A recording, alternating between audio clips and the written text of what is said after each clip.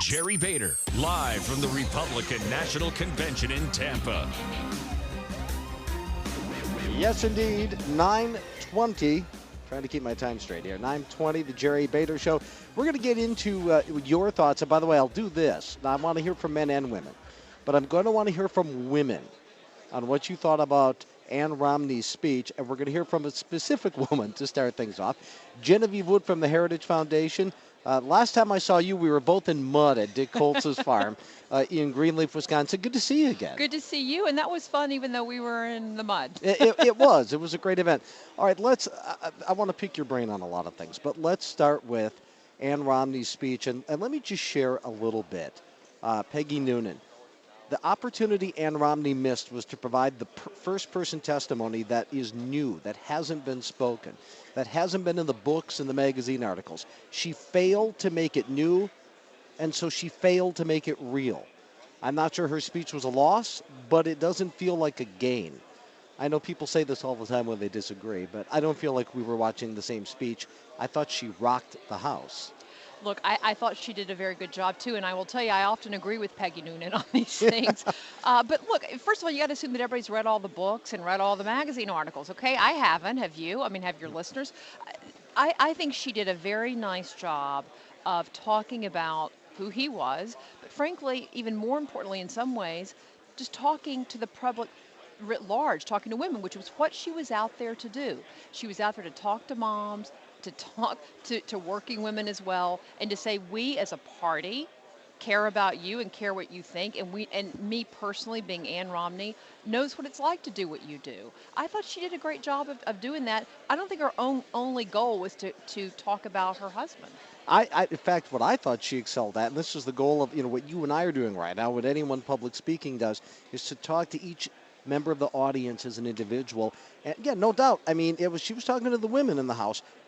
And I mean that in a national sense, but I felt she did. I felt she connected one-on-one. I think she did too.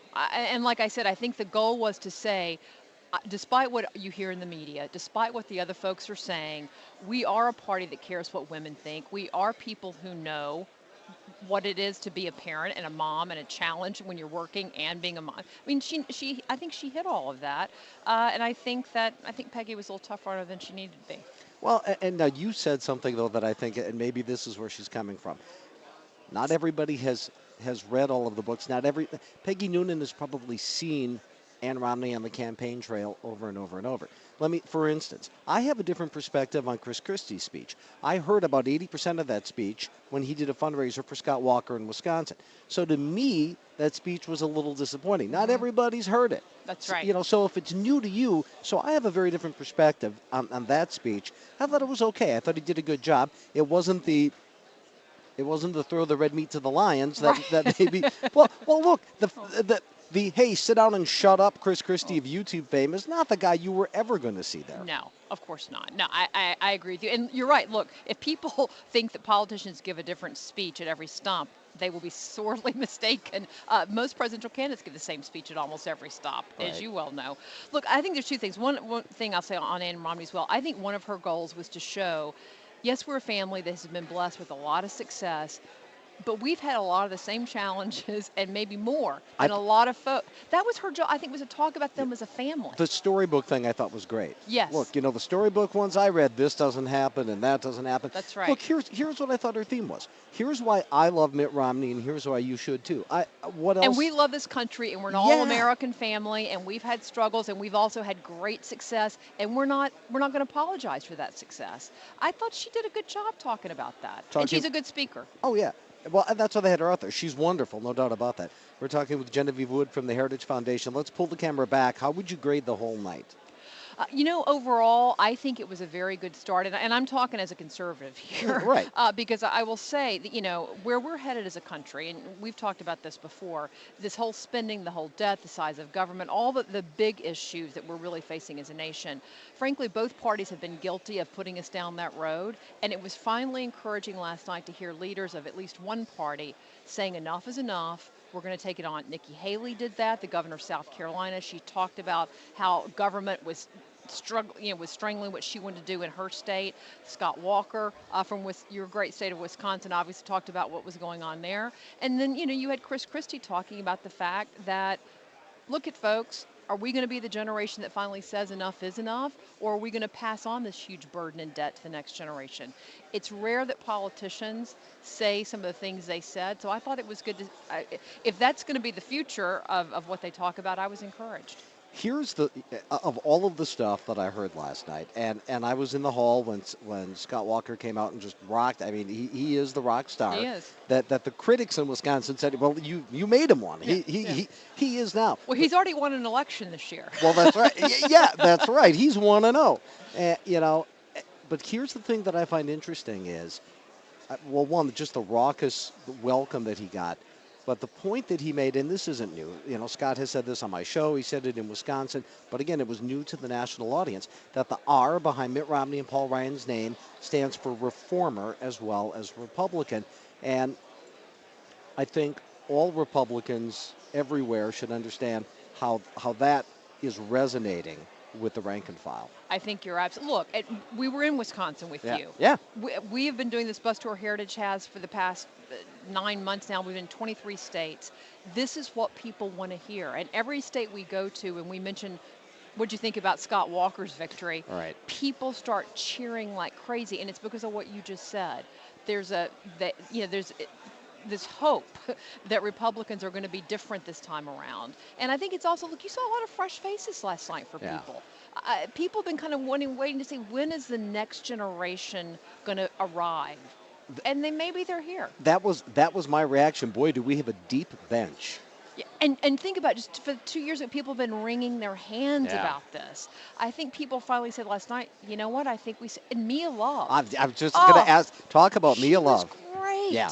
She was fantastic. You know how you can tell how good she was? This is the benchmark of how good she was. MSNBC did not air her speech.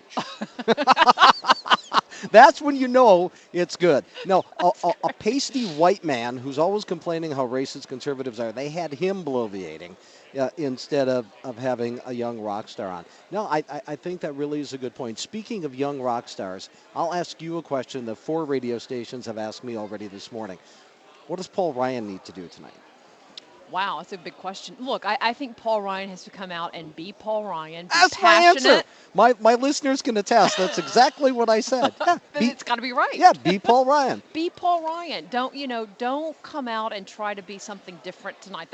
Tonight's not the night to try out a new suit. Yeah. Tonight's the night to come out, be who you are, because of who he is why he is where he is right now. And anybody who knows him, obviously the folks in Wisconsin, they know this is the guy. And folks in Washington who know say this is the guy. Look, conservatives, I can't tell you how excited people are that he's on the ticket. And not just folks in Wisconsin, people all over the country. The important thing about being him is he's not going to be the fanged, hairy, extreme monster. I compare it with Ronald Reagan all over again. When liberals painted him as this extremist that was going to start World War III, and I was a liberal at the time, and I remember believing that nonsense. And when he came out and they're like, well, we're not really seeing the scary guy you told us about. We're a little confused. That's what I think Paul Ryan has the chance to do tonight. I think he's a chance absolutely to do that and to continue to be honest with the American public, which he has been since he's been in Washington, and especially over the last couple of years on this budget thing. He's been willing to say, look at folks, here's where we are. We can get out of it, and we can do it without causing severe pain. But yes, we're going to have to make some changes here. I think if he's upfront, honest, and passionate about why it matters, I think he's got a good night ahead of him. But it's a big night, because this will be the first time many folks really see Paul Ryan for the first time and listen to him as a potential vice president. Genevieve Wood, the Heritage Foundation, always a pleasure to talk to you. Same here. Enjoy the rest of the convention. It's just before 9:30. All right, you know what Genevieve thinks. You know what I think. We'll see what you thought of those 2 speeches in 5 minutes. It's 9:30.